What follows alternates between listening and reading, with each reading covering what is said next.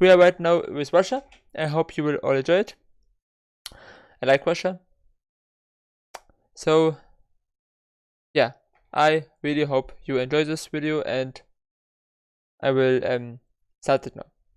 Subscribe for my YouTube channel, please, and also like the video if you think it's a nice video. Tell me other videos which you are curious how I think about how I as a German think about.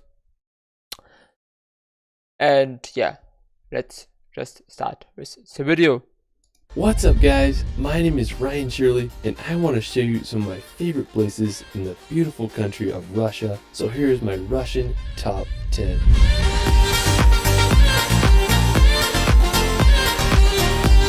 Russia is home to some of the world's most stunning landscapes. The country is full of incredible scenery and trees. To some of the world's most stunning landscapes. The country is This looks very insane. I mean, there's a bridge, of course, and probably it's safe, I would assume, but it looks amazing. Really, make it also full screen. It really I mean, of course, it looks like he would walk through the air, but there is definitely a bridge. You can see it here on the left side, more on the right side, but it looks awesome. Full of incredible scenery, intriguing history, and some of the world's most peculiar places. From the coast of the Black Sea to the mountains of Siberia, Russia just has so much to offer. For our first location, we're going to head to the Kamchatka Peninsula. Now this may be one of the most wild and beautiful places in all of Russia. It's a sea-battered land dotted with over 160 volcanoes. It's basically Russia's version of Iceland with a little bit of Alaska. The volcanic peninsula is home to bears, killer whales, with a little bit of Alaska. The volcanic...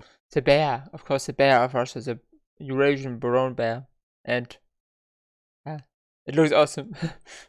Peninsula is home to bears, killer whales, and some of the most stunning places I've ever seen. The largest active volcano on the peninsula in all of Eurasia is there. I won't even try to pronounce it. It stands at an impressive 4,750 meters tall. The capital of the peninsula is Petropavlovsk. It's an impressive city that is dwarfed over by massive volcanoes. There are no roads from mainland Russia that lead to Kamchatka, so the best way to get there is by plane. I think this may be one of the most beautiful yet undiscovered places in the world. After Kamchatka, we're going to head over to Siberia. Siberia is just this massive region. It makes up more than 3/4 of Russia's land area, but only about 25% of Russia's population lives there due to its remoteness. I think it's around 13 million or so, but it's very tiny compared to the size which Siberia is.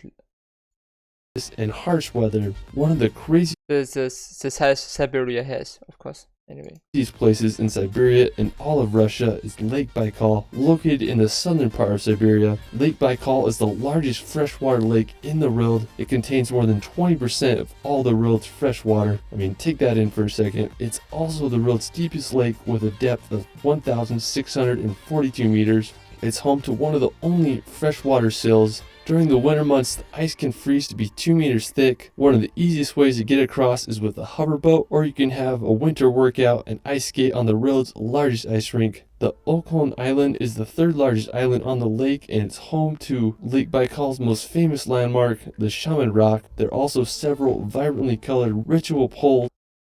This looks also awesome. I mean, I'm not sure what the colorful things are. Maybe some...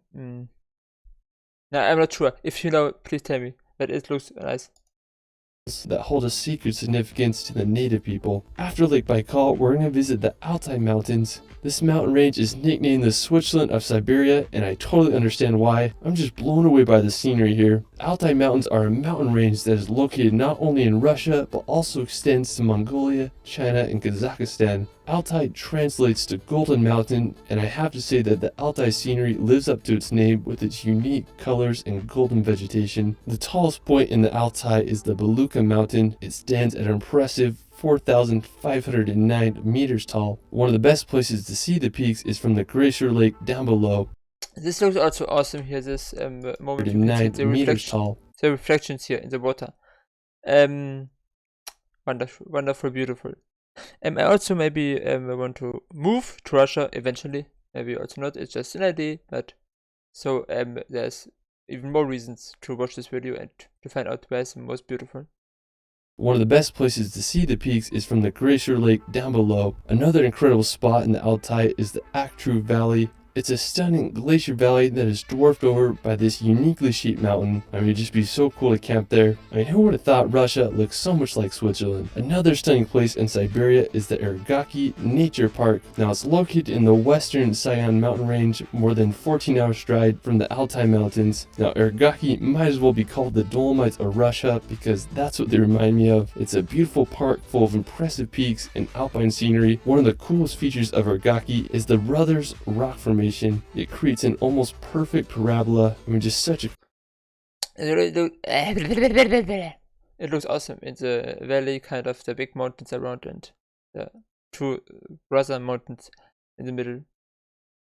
Cool shape. Ergaki is just another one of Russia's many hidden gems. I hope y'all can see. After, we're going to head over to the Pacific Ocean to the port city of Vladivostok. When you look at where the city is on the map, it's in a very peculiar spot. It's located right in the southeastern tip of Russia. It's right next to China, and it's just a 4-hour drive to the border of North Korea. I'm just really impressed with this city. It's so green and has beautiful surroundings of the coast. Vladivostok is the largest Russian port on the Pacific Ocean and marks the end of the Trans-Siberian Railway. It's a 7-day journey all the way back to Moscow. Now, the forests and mountains around Vladivostok are home to the incredibly rare Amur leopard and Siberian tigers. This looks amazing. Around Vladivostok are home to the...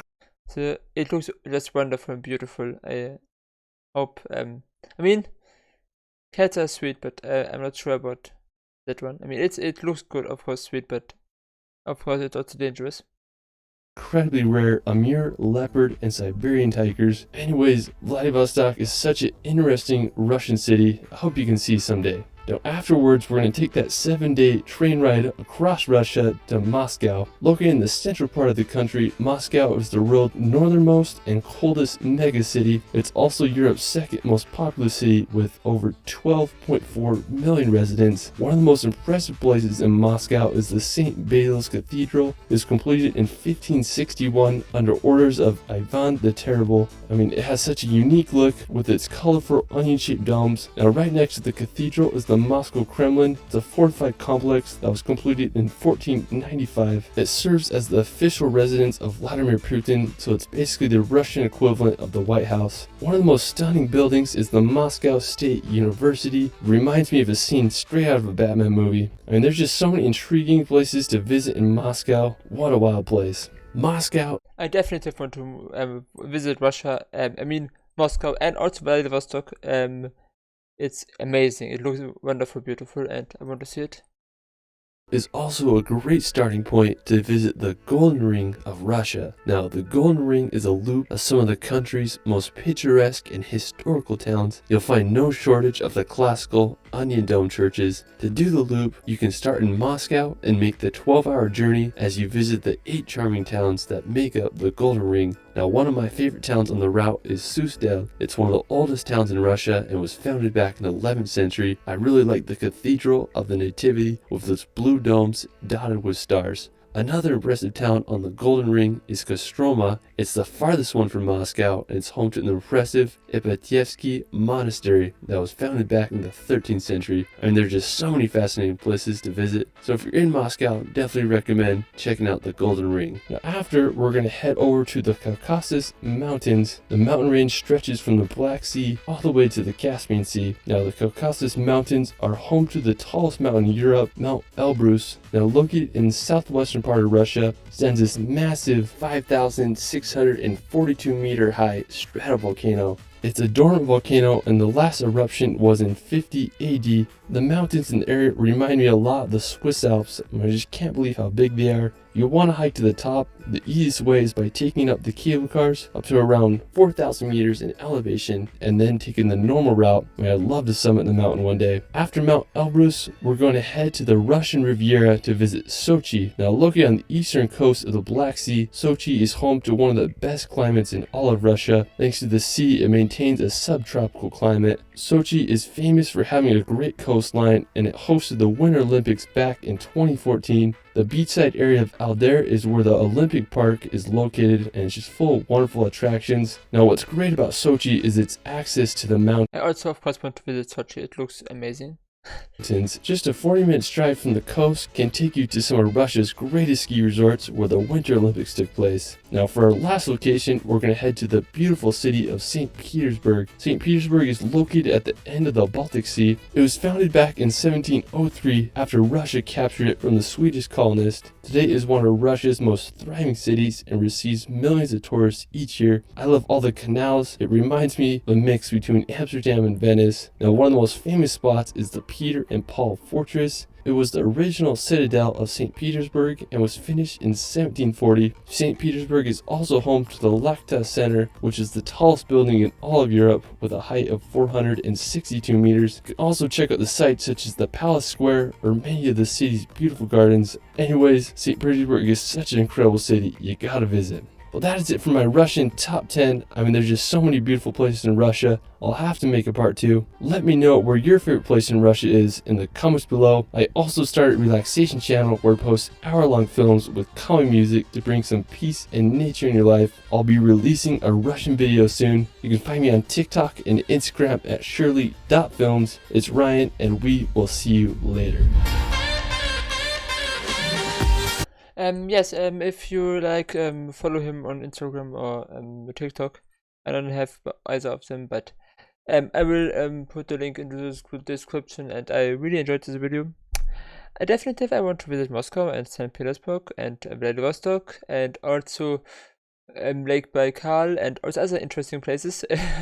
So really, I think about moving there. So I have a lot of things I find interesting there, but yeah, we will see. I'm curious what you also think about this. So write into the comments. You can also subscribe for me if you want. It would really help me out. So maybe I will make another video today. Maybe a let's play. If you want to see me play Minecraft, better Minecraft, then just also subscribe for the channel. You will find the videos easily. I have not uploaded too many videos, so yes, I hope you enjoyed it, you liked it, and I hope I can upload this video without any problems, and see you next time.